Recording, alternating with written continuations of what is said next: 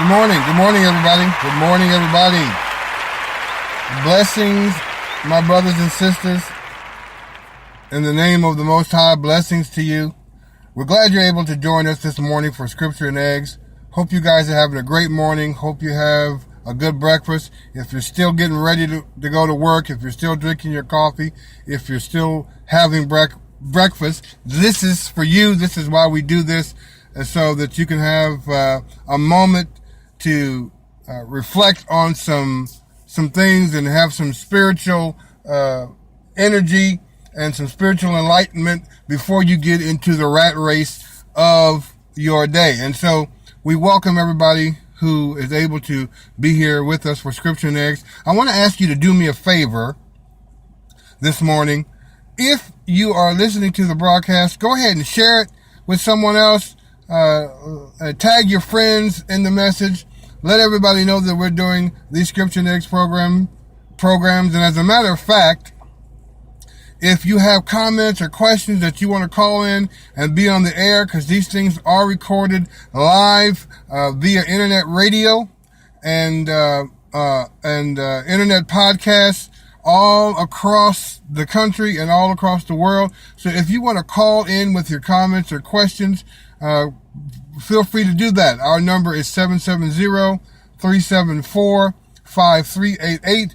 We are on between 8:30 and 9 o'clock every morning, Monday through Friday. As a matter of fact, around 8:15, you can start calling in.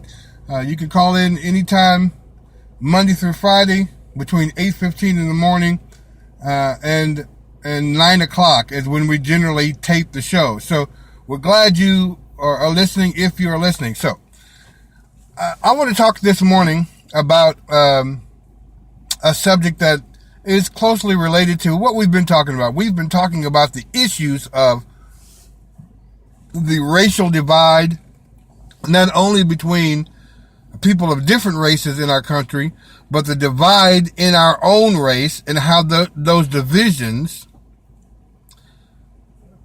keep us oppressed and prevent us from attaining and achieving the goals that we claim to want to achieve, that we are attempting to accomplish, namely the goals of freedom and prosperity and equality and justice as it relates to how we live in this country. So we've been talking about those things from a political and social standpoint. But this morning I want to take a little turn here, and I want to talk about the issue of race and the Bible, the race and the Scripture. This is Scripture and Eggs, so I want to talk about race and the Scripture.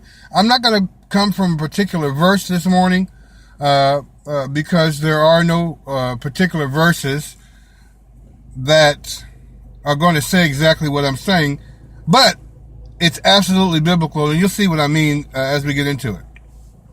The issue of race is a very sensitive one, not only in social circles, but also in religious circles. We have a very distinct and separate sensitivities about the issue of race when it comes to different religious groups and sects, SECTS,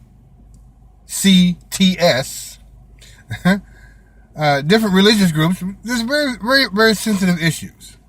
Black people have very sensitive issues about the issue of race. White people have very sensitive issues about the issue of race when it comes to the Bible. Now, the funny thing is that everyone acts like they don't. Everyone wants to pretend like they don't. All right. So, what we have is this mindset that some people on both sides of the issue want to take, and they want to say, well, what difference does it make? Why do we always have to bring up race? Why do we have to talk about race? Why is race an issue? What difference does it make? Why does it matter about race when it comes to righteousness? Well, first of all, let me explain to you that there's a difference between making something an issue and reiterating something as a fact. We're not making it an issue. We're stating it as a fact because that reiteration is necessary because of the inaccurate and inadequate and errant portrayal of the historical and biblical record that has been perpetrated upon us. Okay, so let me start by this. And of course, most of you know this, what I'm talking about. But in the history of mainstream religion, particularly in America, the Bible has been touted as a white book from Adam. The first man, Adam, that's mentioned in the book of Genesis, all the way up to Pope Francis in the Vatican right now today. Everybody is white. Adam was white. The Abraham was white. Moses was white. The Israelites were white. The prophets were white. The angels were white. Jesus is white. God is white. Everything is white as it relates to the scripture in the Bible. And of course we know now that's not true. Okay, we have the evidence. We have the historical evidence. We have the genetic evidence. We have the biological evidence. We have the anthropological evidence, the fossil record.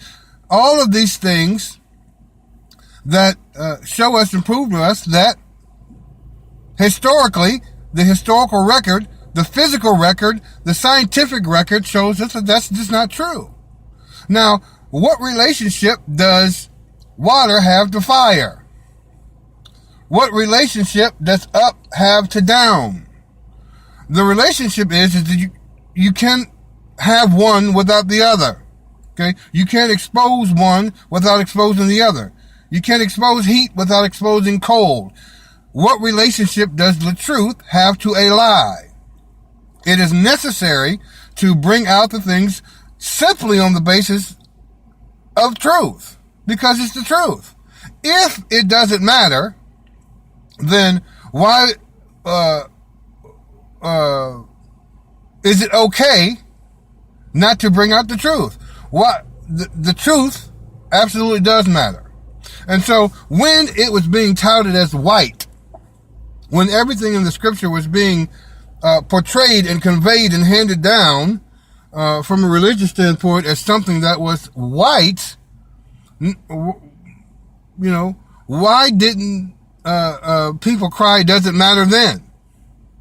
Well, they just took it at face value that that's the way it was.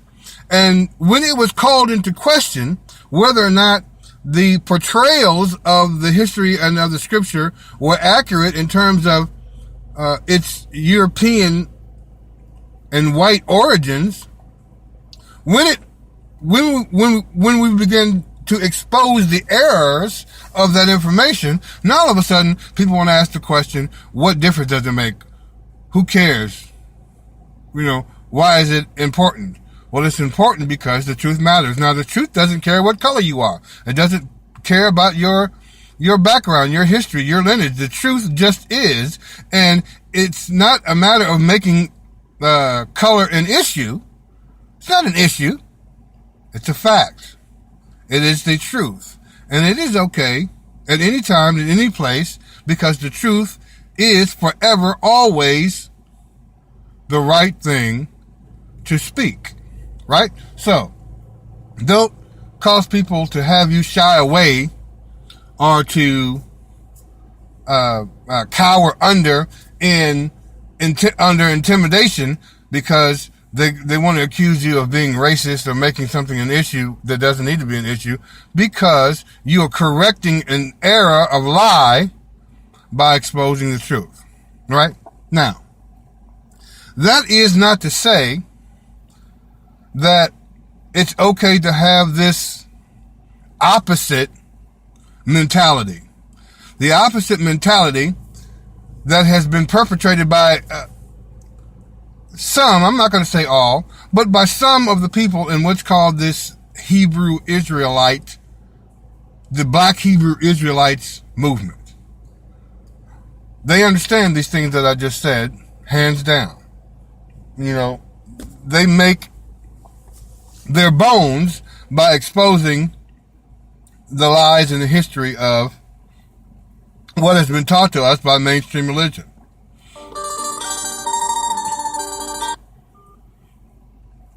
The problem is, though, is that they have what I call this Forrest Gump mentality, right? If you guys ever watched Forrest Gump, there was a scene in Forrest Gump where he was a football player when he was in college. And what Forrest Gump did was, when he grabbed the football, he would run toward the touchdown, toward the end zone. And when he got to the end zone, instead of stopping, Forrest Gump kept running all the way out the stadium, right? He didn't quit running. Well, that's the issue with what I see going on in the doctrines and the teachings and the attitudes of a lot of these Hebrew Israelite movements. See, it's okay to take the ball and run toward the end zone of truth. But the problem is that when you get to the end zone, you don't stop. You keep running with it, and you've gone all the way out of the stadium somewhere into left field, right? Out into space somewhere with it. Because they have become the Ku Klux Klan on the opposite end of the spectrum. They have become this hate group whose absolute purpose is to demonize and hate on white people. Now, you're not talking to a person who doesn't understand the history. You're not talking to a person who doesn't know the white supremacist agenda. You're not talking to a person who doesn't understand the lies that have been exposed and the oppression that has been perpetrated upon our people throughout the course of human history and even up to today. But what has happened is anytime you call into question the accuracy and the authenticity and the core character of the claims being made by the brothers in the Hebrew Israelite movement, they automatically want to call you a coon, Christian, you are a lover of your master and all this kind of stuff. Well, let me tell you something. As I said before, the truth doesn't care about your skin color. It doesn't care what color you are. And just like we can call into question, we can call white folks on their lies and on their errors and on their revisionist history. You do not get a pass because you're black. You do not get a pass on making bogus and false claims and saying things that aren't true because you're black. Right? The truth is what matters, not who the version of truth is coming from. Who the version of truth is coming from is not what matters. What matters is what is the truth, not where it's coming from. Is it true or is it not true? Right? Now, you have to consider the source. I understand that. And we'll consider the source. But the information, the facts, the truth, that's what the issue is. And you don't get a pass because you're black. Right? So, the funny thing about all of this, guys, is that while we have these extreme opposite ends of sensitivity about race as it comes to, when it comes to religion, the Bible doesn't mention it at all. The Bible doesn't even mention race.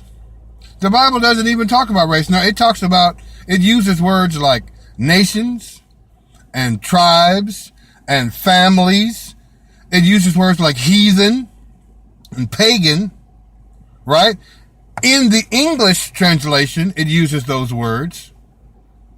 But if you look at the etymology and the origin of the linguistics of those words, they don't have anything to do with skin color.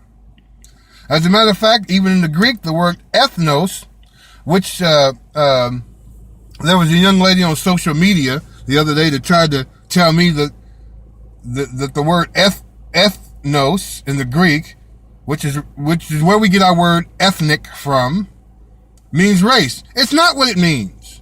As a matter of fact, if you look up the etymology of the word ethnic,